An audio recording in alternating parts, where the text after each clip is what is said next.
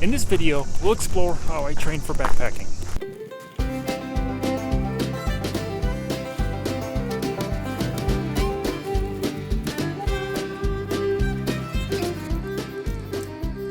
So one of the factors that got me into backpacking was rucking while in the military.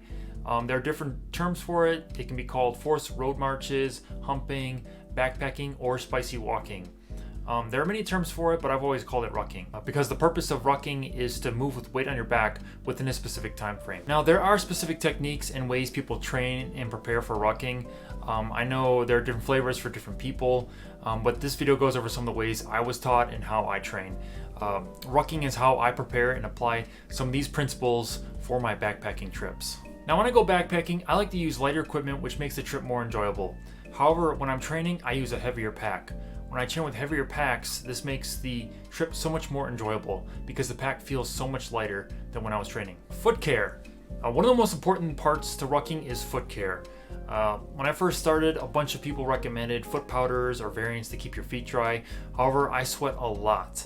And being in Florida, the humidity was not helping. Powders stopped working after about 30 minutes, and the powders would turn into a paste and cause more friction than using nothing at all. I eventually started using lubrication for my feet. Using a stick of Body Glide would keep my feet greased and prevent friction from rubbing on my socks. Another thing you want to do is clip your toenails before you ruck. All that weight and pounding on your feet and toes can cause toes to fall out, and your toes can dig into your shoes and cause massive pain. Additionally, I like to shave off or trim any calluses that are on my feet. Keeping your feet smooth and less obstacles on your feet will prevent less pressure and hot spots from building.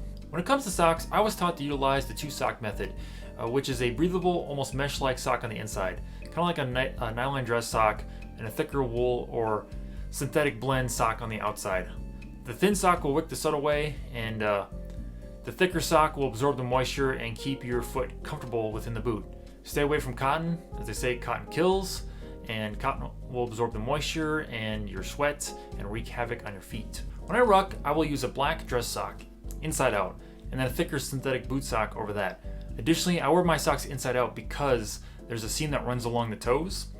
That seam can cause friction and rub against your toes and catch a toenail. I find it best to just invert the sock and prevent it altogether.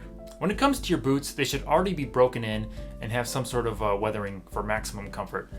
I had my Rocky C4Ts, which is basically like a shoe. I use it strictly for rucking. It's lighter and helps my feet. I eventually went into separate laces for my boot, basically upper layer laces and lower laces.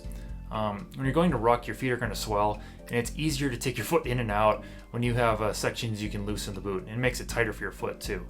If you want to break in your boots quicker, I recommend using a sole or a shoe insert as a cushion to help your feet. Load balancing. First and foremost, you're going to be moving with a heavy pack on your back, and you want to make sure the load is balanced and the weight's distributed properly.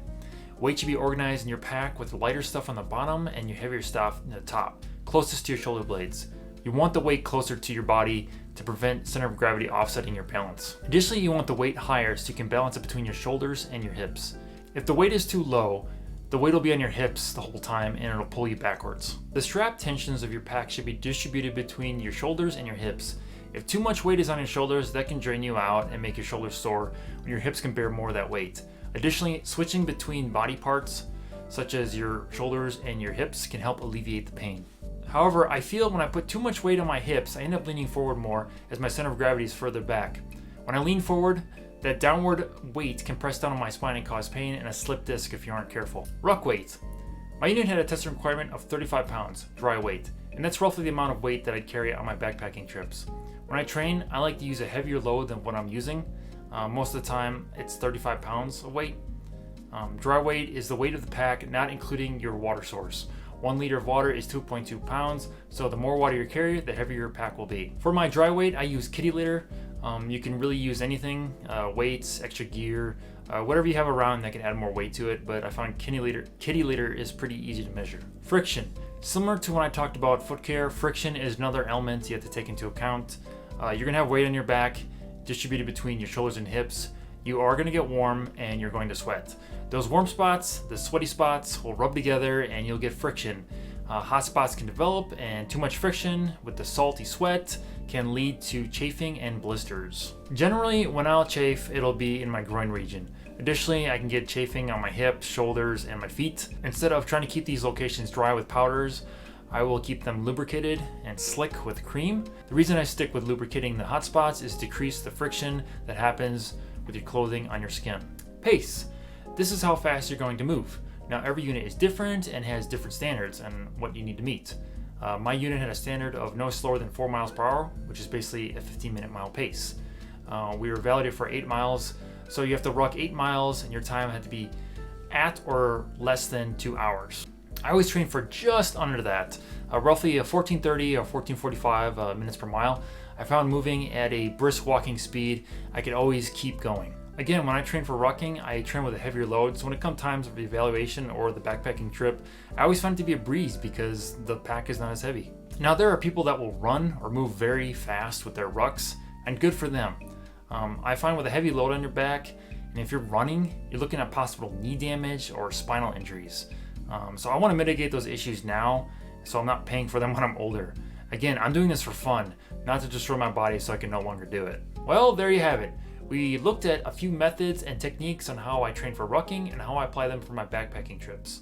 I hope some of you got something out of this and maybe learn a few techniques, whether you're trying to get into backpacking or into rucking.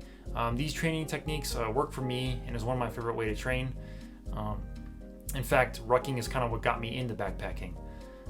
So like always, thanks for watching and enjoy the trails.